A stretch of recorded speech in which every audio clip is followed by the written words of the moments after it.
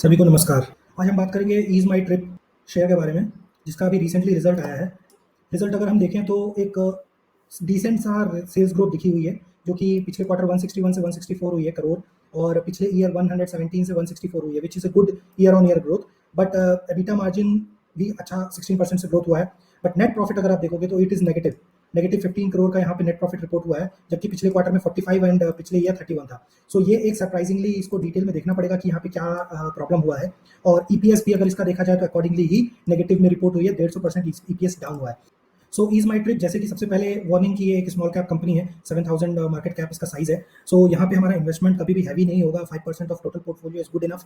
Stock का P 51 है, एक स्मॉल कैप कंपनी 51 के स्टॉक के पी पे मेरे को एक्सपेंसिव लगता है। बट अगर इसका आरओई देखे तो वेरी वंडरफुल, 40 एंड 30% का आरओई है, और ऑपरेटिंग प्रॉफिट मार्जिन अभी इसका 35% रिपोर्ट हुआ है। शेयर प्राइस के अगर ट्रेंड को देखेंगे तो ये आई थिंक 21 में इसका आईपीओ आया था, उसके बाद ये काफ़ी रैली करके ऑलमोस्ट 64 का हाई दिया था। एंड देन उसके बाद ये एक रेंज में ही है, I would say lower range में है, जहाँ पे अभी ये स्टॉक का प्राइस ऑलमोस्ट 40-45 के अराउंड ट्रेड कर रहा है। टेक्निकल पैटर्न अगर हम इसका देखें, सो यहाँ पे इसने काफ़ी अच्छा एक बेस बनाया हुआ है 40-38 के अराउंड, और ऊपर से एक डेफिनेटली एक बहुत हाई प्रेशर है जो कि 55 या 60 के अराउंड। ऊपर से इसने जो टॉप बनाया हुआ है 73 का, आई थिंक ये काफ़ी टाइम लगेगा इसको इस रेंज में आने में, बट बेस इसका काफ़ी स्ट्रॉन्ग है 40 पे। अब अगर रिजल्ट को थोड़ा और डिटेल में स्टडी करें तो हम देखेंगे कि सेल्स की ग्रोथ तो कंटिन्यूसली हो रही है, बट जो प्रॉफिट के मार्जिन हैं वो पहले जितने आया करते थे 60, 40, 48, अभी उतने नहीं है, अभी 30 के अराउंड थोड़ा श्रिंक हो रखा है। ये एक थोड़ा सा कंसर्निंग पैरामीटर है। बट देन इसके बाद अगर आप देखोगे डिटेल में तो इस क्वार्टर में एक इन्होंने सेल्स तो नॉर्मल करी है, और ऑपरेटिंग प्रॉफिट भी इनका नॉर्मल है, कोई एक्स्ट्रा एक्सपेंस नहीं हुआ है। बट देन यहाँ पे एक अदर इनकम में -64 करोड़ का कुछ यहाँ पे फ्लैग दिखा रहा है। ये क्या है, ये हमको समझना पड़ेगा कि यहाँ पे क्या वार्निंग आई है। सो यहाँ पे कुछ एक्सेप्शनल नंबर आए हैं -74 करोड़ के।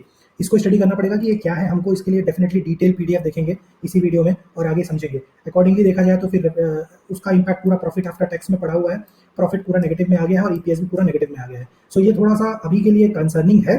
बट एक बात अच्छी है कि ये वन टाइम जैसा कुछ नेगेटिव दिखता है अदर इनकम के सेगमेंट में। इसको हम डिटेल में देखते हैं। बैलेंस शीट अभी इसकी काफ़ी स्ट्रॉन्ग दिख रही है, जो इनके रिजर्व है 400 करोड़ के ऊपर है, वेरी स्ट्रॉन्ग। डेट इसने अपना डेट थोड़ा सा कम किया हुआ है, 19 के करोड़ के अराउंड है, which is very very controllable. और शेयर होल्डिंग पैटर्न में भी कुछ मेजर चेंजेस नहीं दिख रहे हैं पिछले क्वार्टर से, राइट। रिलेटिवली वो सिमिलर ही शेयर होल्डिंग पैटर्न है। सो यहाँ पे कोई कंसर्न नहीं दिख रहा है। अब हम आ जाते हैं डायरेक्टली इसके जो क्वार्टरली रिपोर्ट आई है उसको डिटेल में समझने के लिए, बिकॉज ये ज़्यादा इंपॉर्टेंट है अब, क्योंकि एक बहुत बड़ा सा नेगेटिव प्रॉफिट दिखा हुआ है।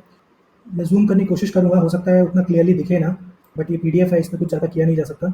सो अगर हम इसके क्वार्टरली रिपोर्ट को देखें तो अभी 130 करोड़ बनाया है कंपनी ने, विच इज़ गुड। पिछली बार 128 करोड़ था क्वार्टर में, और पिछले ईयर 111 था। तो रेवेन्यू में तो ग्रोथ दिख रही है। और अगर हम एक्सपेंसेस भी देखें तो कंट्रोल में ही है, कोई ज़्यादा बड़ा एक्सपेंस नहीं है। 77 करोड़ और 65 करोड़ और 65 करोड़, विच इज़ ओके। लेकिन अगर हम एक्सेप्शनल आइटम में देखें तो यहाँ पे कुछ 70 करोड़ के करीब, 72, राइट, मिलियंस में है नंबर, बट अगर करोड़ में देखें तो 72 करोड़ का कुछ एक्सेप्शनल लॉस दिखाया है कंपनी ने। अब इसको समझने के लिए क्या लॉस है, हमको इसके नोट 9 में जाना पड़ेगा, इस डॉक्यूमेंट में जो नीचे है वो हम क्विकली देख लेंगे। बट ओवरऑल देखा जाए तो उसी का एक मेजर इंपैक्ट आया है पूरा का पूरा नेट प्रॉफिट और इसके ईपीएस में, राइट। सो ये हमको अब डिटेल में देखना पड़ेगा कि प्रॉब्लम क्या है।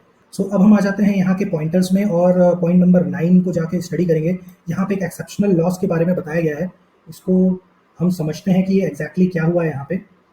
यहाँ पे एक एक्सेप्शनल लॉस रिपोर्ट हुई है 724 की, यानी कि 74 करोड़ की, जो कि advance to supplier written off की कैटेगरी में डाला है, ट्रेड रिसेबल रिटर्न ऑफ की कैटेगरी में डाला है। मतलब कि ये एक्सपेक्टेशन था कि ये पैसा आएगा, बट अब उसको राइट ऑफ कर दिया गया है इस उम्मीद में कि अब ये पैसा शायद ना आए। इसको और डिटेल में पढ़ते हैं तो देखिए यहाँ पे लिखा हुआ है, exceptional item pertain to write off amounts recoverable from Go Airlines India Limited. So simple है, यहाँ से कहने का मतलब है गो एयरलाइंस से कुछ पैसा आना था, अब उसकी उम्मीद बहुत कम लग रही है कि शायद ये पैसा नहीं आएगा, ठीक है। जहाँ पे इन्होंने लिखा है कि the chances of recovery are remote in the pending dispute resolution proceeding of the airline at the National Company Law Tribunal Delhi branch।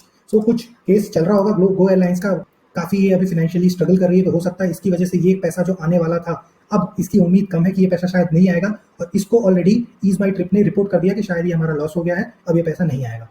Same चीज़ हमको दूसरे ब्रोकरेज वेबसाइट्स पे भी यही इन्फॉर्मेशन मिल रही है कि जो लॉस हुआ है ईज माई ट्रिप का गो एयरलाइंस के थ्रू, उसने उन्होंने राइट ऑफ कर दिया है कि शायद ये पैसा अब नहीं आएगा।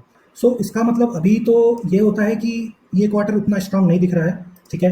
बट इसका इम्पैक्ट प्राइस पे क्या होने वाला है, क्योंकि स्टॉक का पी ऑलरेडी 51 के अराउंड है, जो कि हाई है, और ये अपने लोअर रेंज में ट्रेड कर रहा है, तो हाई चांसेस है कि ये अपने बेस के अराउंड आएगा, विच इज़ 40-38, बट इससे ज़्यादा डेंट तो नहीं दिखता, बिकॉज इसके future projection are still good, वो अभी भी स्ट्रॉन्ग दिख रहे हैं। अगर हम इसका ईपीएस फोरकास्ट को देखें, so for the next year FY25, ये अभी करंट के ईपीएस 0.8 से 1.1 तक जाने का उसकी पॉसिबिलिटी है, which is a good 10% of EPS growth. अब हमने क्वार्टरली रिजल्ट देख लिया, चार्ट पैटर्न्स देख लिए, बेस सपोर्ट लाइन और रेजिस्टेंस देख लिया, राइट, और हमको ये भी समझ में आ गया कि इतना बड़ा लॉस क्यों रिपोर्ट हुआ है, बट देन हम इसके लिए अब ज़्यादा ज़रूरी हो जाता है कि हम प्रेजेंटेशंस और कंपनी को थोड़ा सा टॉप लाइन में समझ लेते हैं। ईज माई Trip second largest OTA online travel platform है इंडिया में, जहाँ पे सारे ट्रैवल बुकिंग्स, होटल बुकिंग्स होते हैं। ये कैश सरप्लस कंपनी है, यानी कि इनके पास काफ़ी अच्छा कैश है। आप यहाँ पे उनके रिजर्व सेगमेंट में भी देख सकते हैं, 400 करोड़ का इनके पास कैश है, और डेट ना के बराबर है 19 करोड़ का। और इतने कैश होने की वजह से ही पिछले 2 साल में, 22 में, 23 में ईज माई ट्रिप ने बोनस दिया था और स्प्लिट भी दिया था। और इसकी one of the very important और अट्रैक्टिव पॉइंट मेरे को ये लगता है कि प्रॉफिटेबल OTA है since inception. So online business industry and इनके प्लेटफॉर्म्स इतने ज़्यादा प्रॉफिटेबल नहीं होते, but at least ease my trip हमेशा से एक प्रॉफिटेबल बिजनेस रहा है। और ये ट्रैवल इंडस्ट्री में होने की वजह से इसका काफ़ी कुछ ग्रोथ डिपेंड करता है कि ग्लोबल ट्रैवल इंडस्ट्री किस तरह से ग्रो हो रही है। सो अभी रिसेंटली हमने देखा है, पिछले 2020 से अभी तक के काफ़ी अच्छी ग्रोथ हुई है ट्रैवल में after Covid, and same cheese reflect हुई है सपोर्टिंग शेयर्स में और सपोर्टिंग प्रॉक्सी प्लेज में, जैसे ट्रैवल बुकिंग्स हो गए, ट्रांसपोर्ट्स हो गए। और अगर हम इंडिया के ट्रैवल इंडस्ट्री की अगर हम बात करें और सिमिलरली ऑनलाइन ट्रैवल एजेंसीज की बात करें, सो इंडिया का जो ट्रैवलिंग लैंडस्केप है, ट्रैवलिंग मार्केट है, वो ग्रो करने की बहुत हाई पॉसिबिलिटी है in terms of air. Online की जो ग्रोथ है वो 15% देखी जाने वाली है। होटल्स ऑनलाइन एजेंसीज जो हैं वो 10% देखे जाने वाले हैं। Buses 12%, rail 15%। So overall 12 to 13% का 2027 तक के एक CAGR ग्रोथ इंडस्ट्री में एक्सपेक्टेड है। और यही ट्रैवल इंडस्ट्री की जो ग्रोथ है, इसी की वजह से ईज माई ट्रिप में ग्रोथ के पॉसिबिलिटीज़ हैं, एंड यही इसके लिए एक पुलिंग फैक्टर बनेगा। सो एक ग्रोथ तो अभी रिसेंटली इनके ट्रैवल इंडस्ट्री के ग्रोथ पे डिपेंड करती है। और अगर हम कंपनी के कुछ और एक्शंस देखें, ये मैं अभी कंपनी की एक क्वार्टरली रिपोर्ट को ओपन किया हुआ है। सो कंपनी ने पिछले साल 3 कुछ कंपनियों को पूरी तरह से एक्वायर किया है, कंट्रोलिंग स्टेक्स लिए हैं। उनमें से एक है ट्राई-शॉपी ट्रैवल्स टेक्नोलॉजीज। इन्होंने इसको अगस्त 23 में परचेज किया है। डूक travel private limited and guideline travel holidays India private limited. अब ये एक्विजिशन जो हैं, ये काफ़ी कुछ हिंट करते हैं कि कंपनी अपने आप को स्ट्रॉन्ग बना रही है इन दिस पर्टिकुलर सेगमेंट।